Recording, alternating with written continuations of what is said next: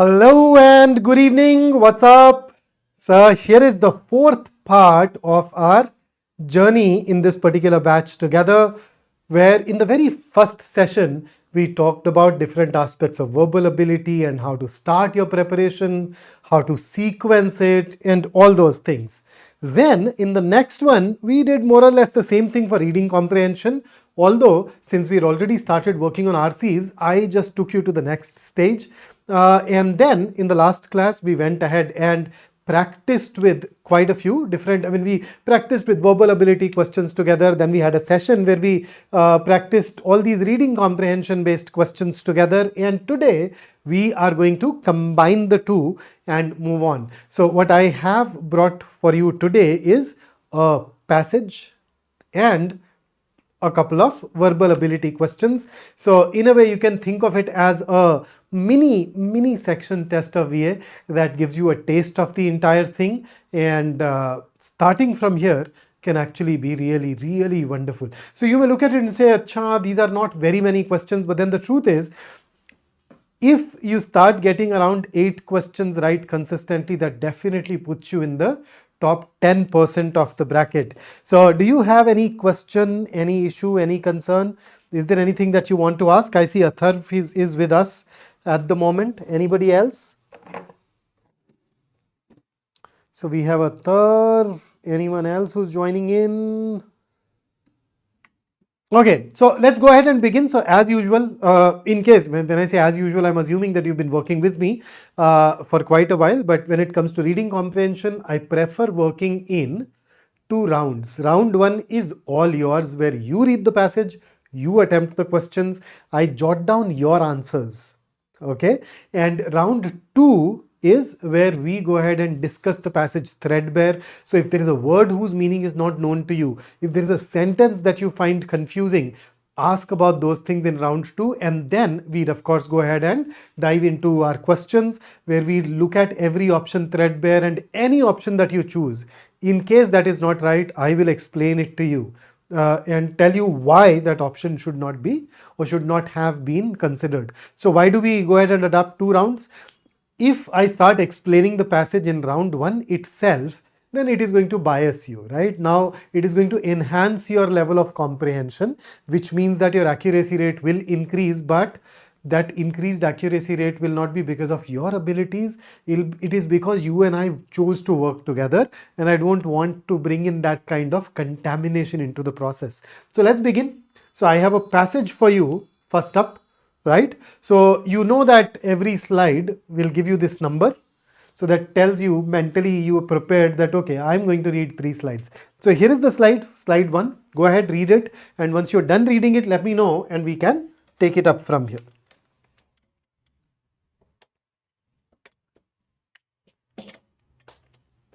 Just a second. Go on.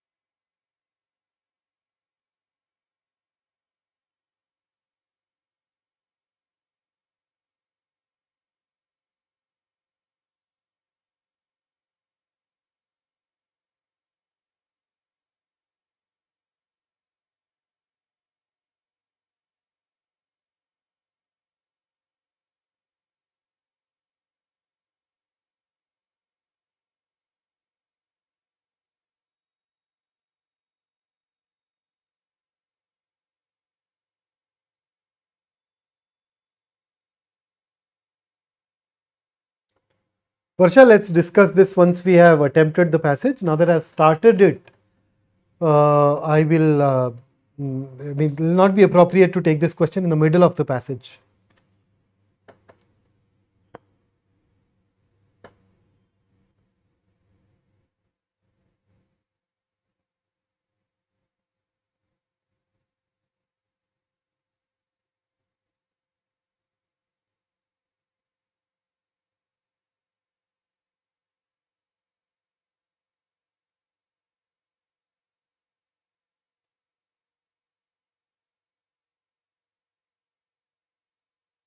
Okay, so moving over to the next slide now. Here you go, slide number 2.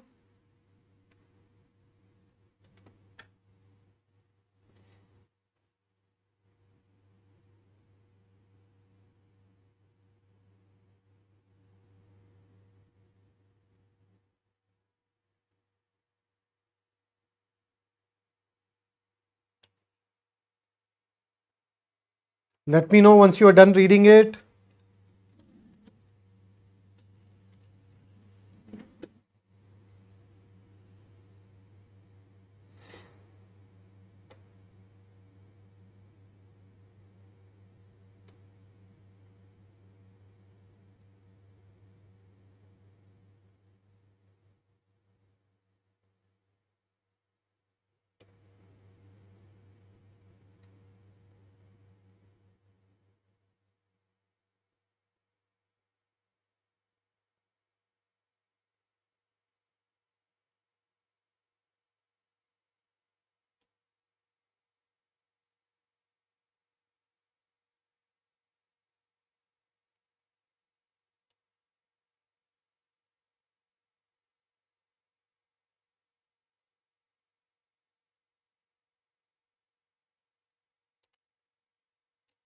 Ten seconds and I'll take you to the next slide.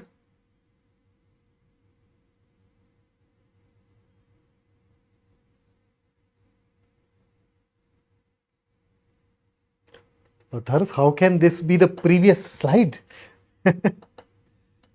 And what you've written is very broad.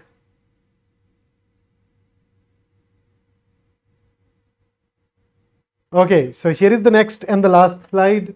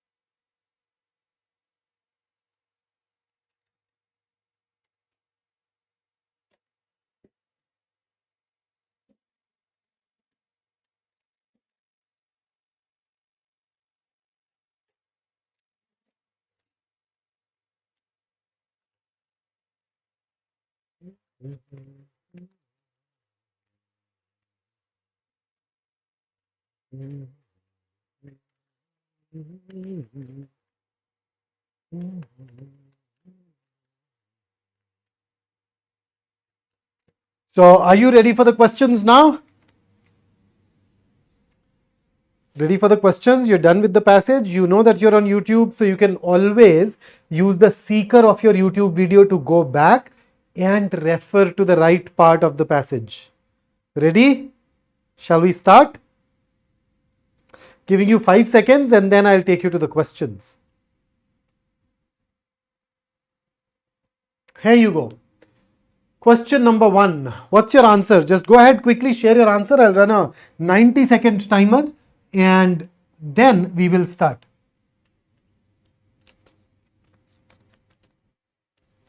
So let us see what you share as your answer for question number 1.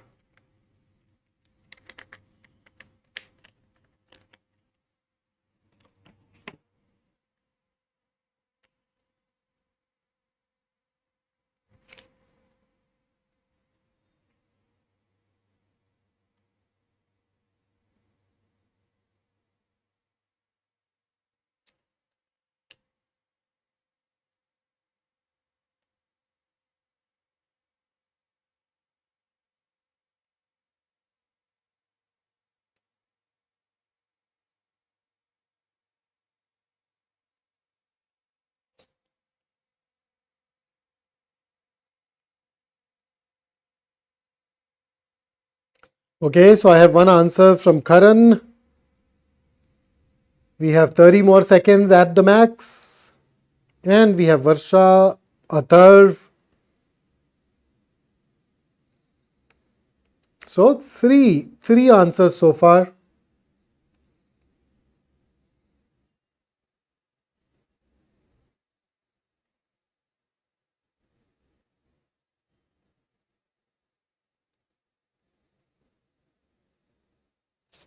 All right, 4 answers. That's fantastic. Here is the next question for you.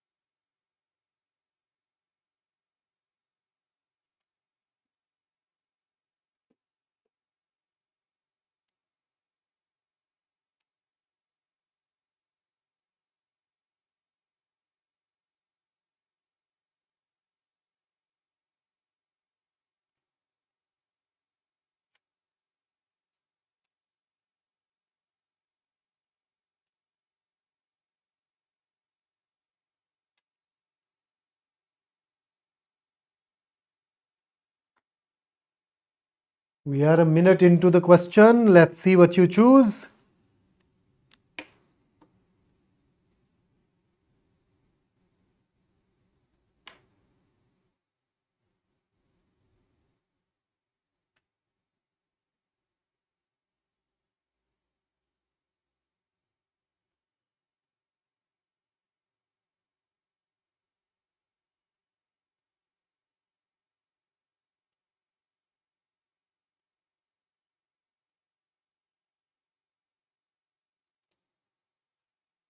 Woo, 90 seconds gone. Where are the answers? Is the chat stuck? Let me refresh it and see.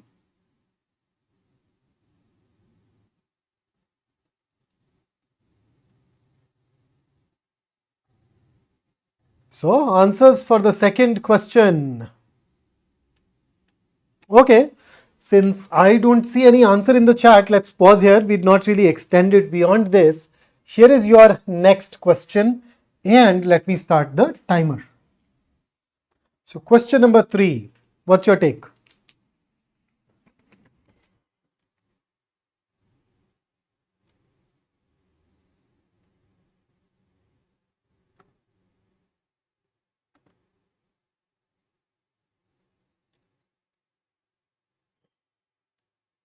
Okay, Atharv, I see that.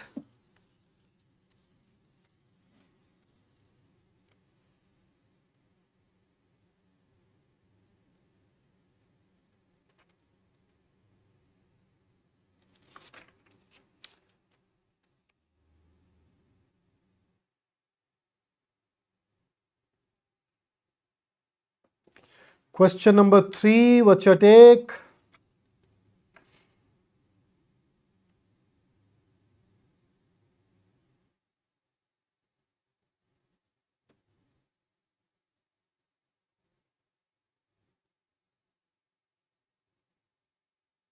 I think the chat is a little glitchy for me today. I don't know what's happening with it. Let me just try and maybe reboot it.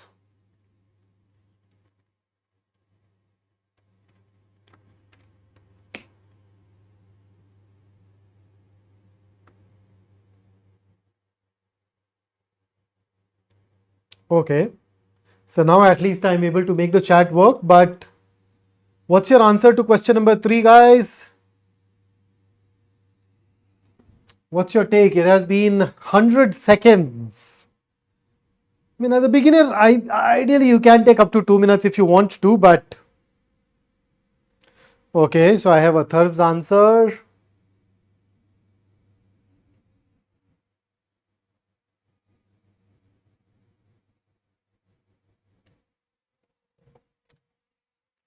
Okay, so Atharv's take is alright. So we have A, B, and D. Oh wow. Nobody has picked up C, thankfully. Okay, and here comes the last question. What's your take on question number 4?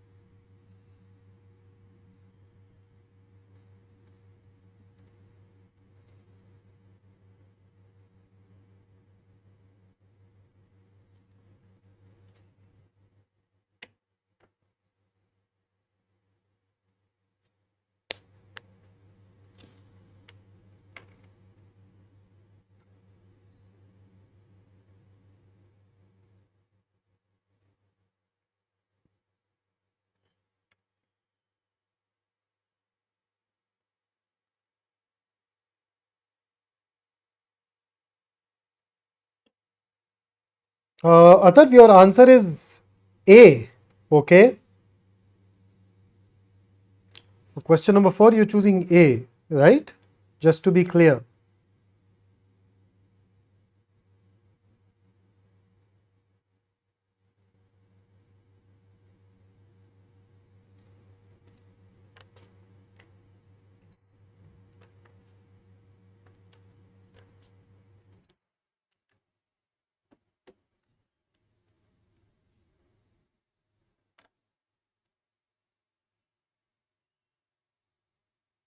Okay, so for fourth, we are choosing so far option B. I forgot to start this, but I hope that works. So fourth is B.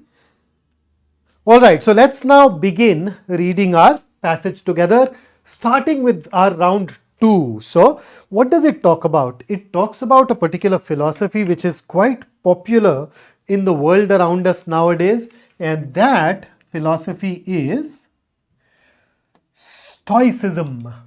It was founded in 300 BC by the Greek philosopher Zeno and survived into the Roman era until about AD 300. According to the Stoics, emotions consist of two movements. So the first movement, immediate feeling and other reactions, for example, physiological responses that occur. Then there is an example of it. Okay. And then we are talking about the second movement, which is what one does next about that emotion. So second movement, behaviors occur after thinking and are under one's control. And then there is an elaboration using that same example. All right. So if I look at this entire particular paragraph, it introduces us to a particular aspect of Stoicism. It tells us when it began and for how long the effect of it remained in force. The ideas remained popular, or ideas remained in existence. And then it talks about one particular facet. Emotions consist of two movements, first movement and the second movement. Along with it, we find its detail, its elaboration with the help of an example. Then the next paragraph. The Stoics believed that to live the good life and be a good person, we need to free ourselves of nearly all desires, such as too much desire for money, power, or sexual gratification. Prior to second movements, we can consider what is important in life.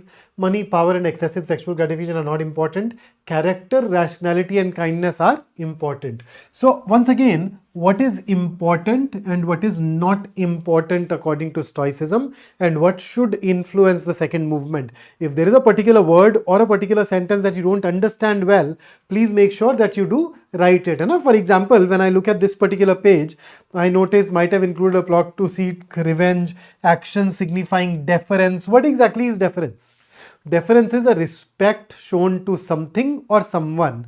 So when you respect somebody, you may respect it, you may show that respect because of that person's age, knowledge, experience, or merely because that person is more powerful than you are, whatever. So that kind of respect is deference. Appeasement is where you try to calm something or someone down. So somebody is agitated, somebody is upset, you try to calm them down by giving them what they want. That is appeasement. Okay, Varsha?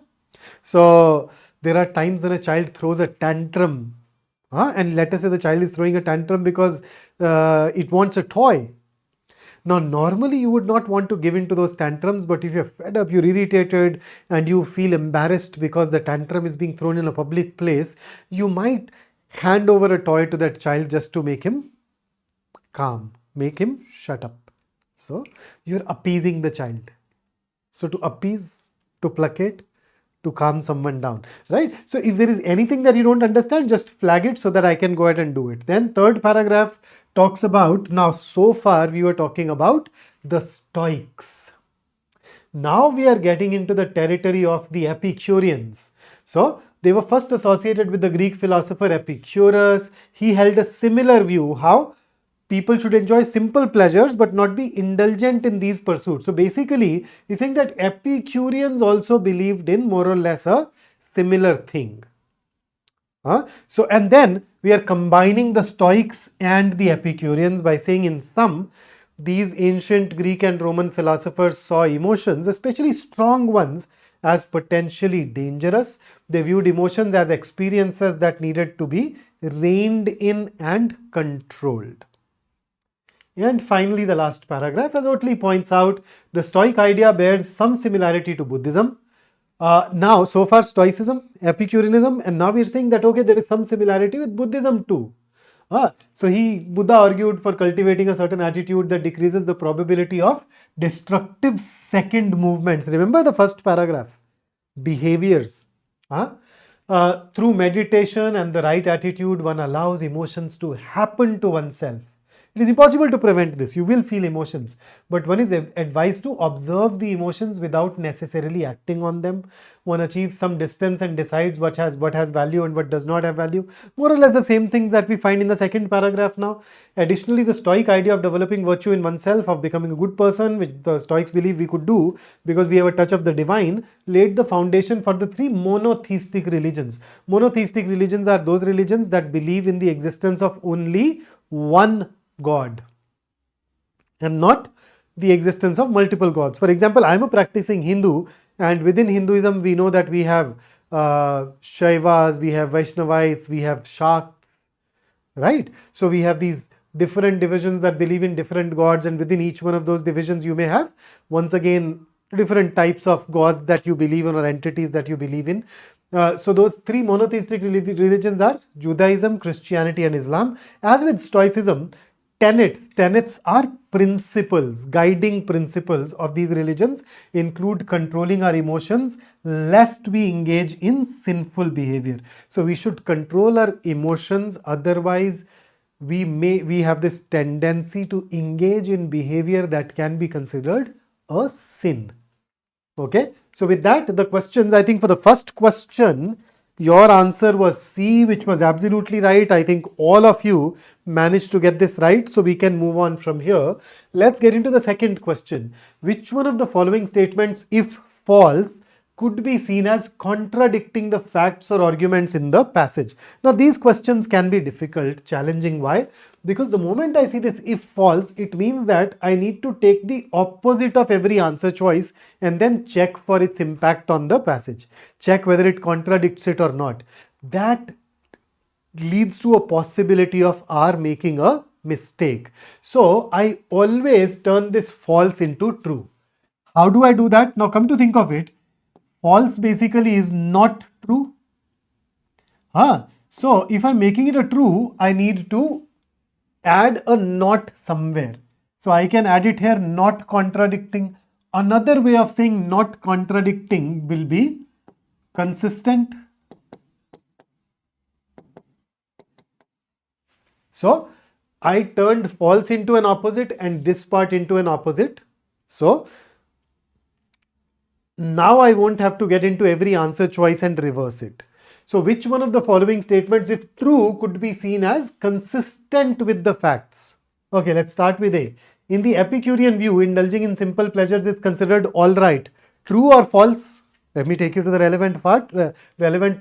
Here it is. People should enjoy simple pleasures.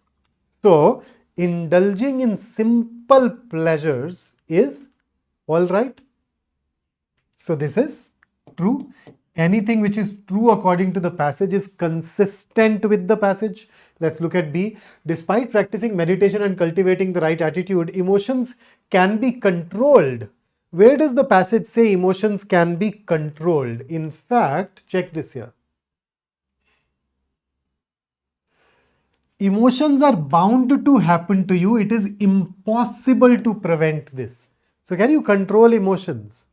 You do not control emotions, you merely control your behavior. You are not able to control the emotions. You can merely reach a stage where you stop reacting out of those emotions.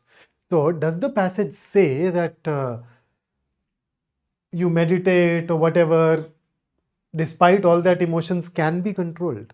No, this part itself is not correct as per the passage. In the Stoic view, choosing a reasoned, unemotional response as the first movement is an appropriate response to emotional situations? Nope. Why? If you go to the passage, choosing a reasoned unemotional response is appropriate as the second movement, not the first movement. So even this goes out. D, the Greek philosopher Zeno survived into the Roman era until about AD 300. No, his idea of Stoicism survived until AD 300. The philosopher did not. I mean, come to think of it, an idea that started in 300 BC, continued till 300 AD. The person was born in 300 BC. Are we saying that there is a man who lived for 600 years? Nah. The very first sentence of the passage tells us it is the idea that survived, not the person. And therefore even this gets ruled out. So A is the only one which is consistent with the passage, and that is why our answer must be option A. The challenge in this question was introduced by this false bit. So whenever you see false, turn it into true. Next question. So your answers were A, B and D. Let me check. So everybody ruled out C. So we'll ignore it while discussing. So through meditation and the right attitude, one allows emotions to happen to oneself. It is impossible to prevent this, but one is advised to observe the emotions without necessarily acting on them. One achieves some distance and decides what has value, what does not have value. In the context of the passage, whichever following is not a possible, is not, come to think of it, is not a possible implication of this. So three of these are going to be in agreement with this sentence. One is not in agreement, and that is the one that we are choosing. Okay, A, meditation allows certain out-of-body experiences. Does the passage say that we have out-of-body experiences? Can we draw this inference that it leads to you know what out-of-body experiences are, right? Out-of-body experiences, as reported by some people, are where they feel that they are literally out of their body. They are outside somewhere and they are able to look at their own body. That's what is being talked about here. But then this is not something that you'd infer from here. So can it be inferred? No. So is it a possible implication? No, which means that it can be our answer. How about B? Emotional responses can make it difficult to distinguish valuable experiences from valueless experiences. Absolutely, we can infer it. We want not to be emotional. We want to achieve that distance and decides what has value and what does not have value. So without that distance, you may struggle to differentiate between what is valuable and what is not. So this is something that we can infer from B, from this sentence. So B is ruled out. D, meditation and the right attitude in this instance implies an initially passive reception of all experience. Absolutely yes. You just allow emotion to happen to oneself, happen to yourself, which is this. So even this can be inferred.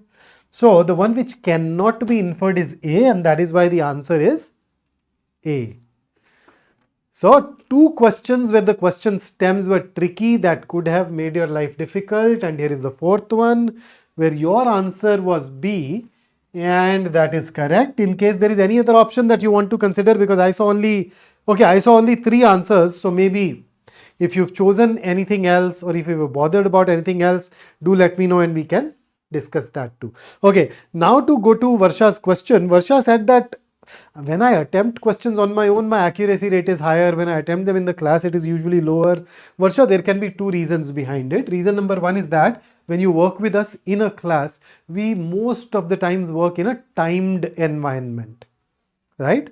So when we are working together, we have a lecture going on or a YouTube session going on, and I'm constantly giving you a brief amount of time, which may or may not be enough for you. On the other hand, when you work at home, we in fact recommend that you don't worry about time as of now. You focus more on accuracy.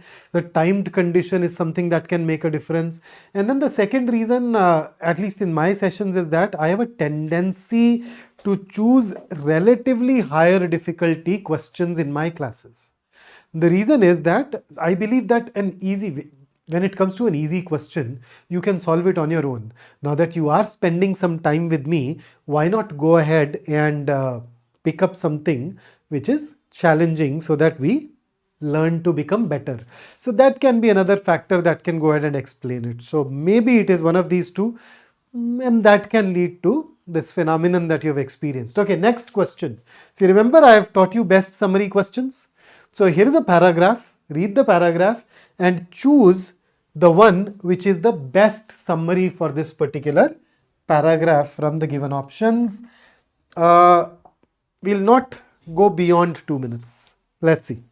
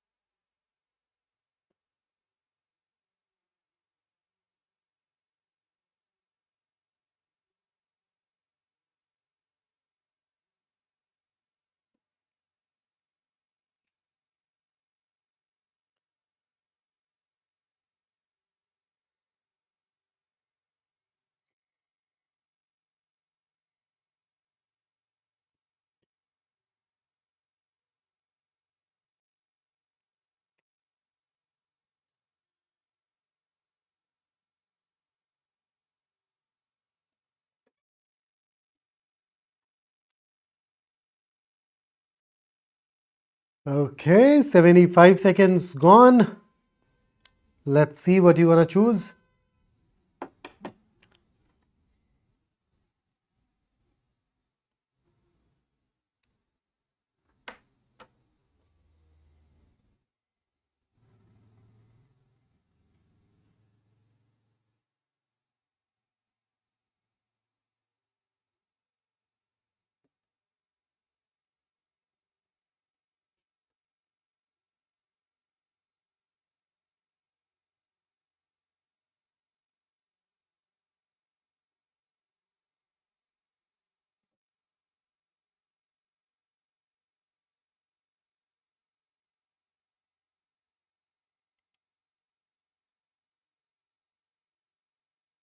So, what's your answer, Athar?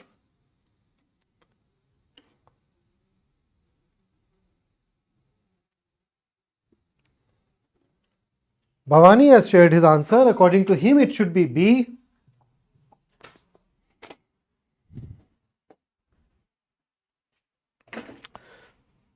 Okay, so absolutely yes, B it is. This is one of those questions that I definitely put in the territory of an easy question. Now, frankly, none of these options can be termed a great summary of this paragraph. But if you compare, B will turn out to be the best one, and I'm really happy to see that you've done a great job with this. Okay, here is the next one.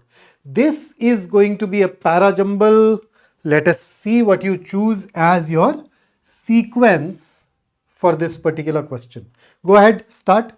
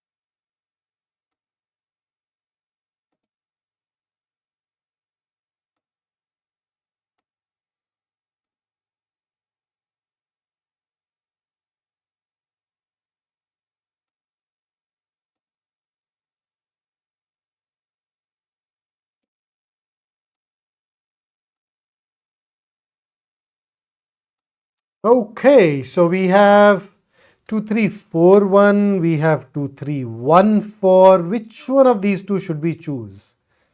So I think we have an agreement among us, not exactly an agreement, we also have 2-1. Okay, so let's check.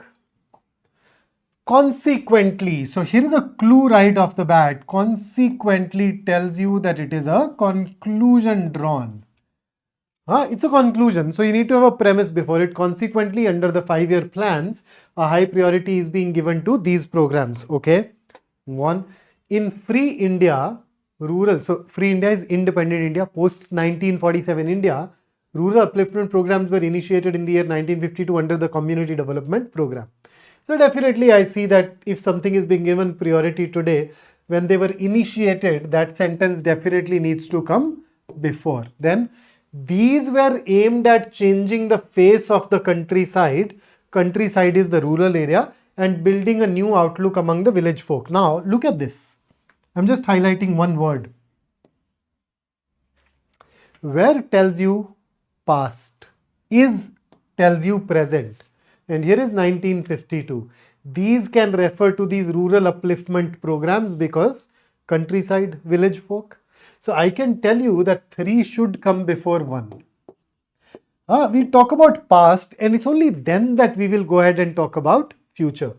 So if I combine these two, so far I can tell you that it should be 2, 3, 1. The question is, where does 4 go? Much is left to be done yet, as most of these people live in the remote and inaccessible villages. Now, if you want to have these people, the only people that it can refer to is village folk. That's the relation. So it should ideally come immediately after 3. And not only that, there is something that was started in 1952. If you're saying that as a result, they are being given a priority, then you need to somehow, before 1, prove that not much progress has been made. It's only that can at least explain why you are prioritizing it. So 4 tells you that not much has been done, or at least there is a lot that is to be done yet. And because you have a lot to be done, you can choose to assign them priority. So 2 reasons. If you want a premise for 1, 4 can act as a premise. So 4-1. Another reason, if you put 1 after 4, what would these people refer to? Village folk. So 3-1-4, the reference of these people will be diluted. So another reason why we need to have 3 and 4 together, and that is why this is going to be the best location for 4. So we keep on thinking and then placing. We just need to refine the arguments that we have, the reasons that we have behind putting a particular sentence at a particular place, right? So that's what I had for you today. You know that you can download the notes by joining the batch. So go to CAD Fundamentals 26 on our website, enroll, and you can find these notes plus additional practice questions there. You can also reach out to me through my Telegram group. And just a reminder, self-belief is the most important part of your preparation. So if you can believe in yourself, no matter what the results in the short term are, in the long run, you're going to do phenomenally well. And at that note, let's pause here today, and I'll see you in the next one. Go ahead and have a great evening ahead. See you.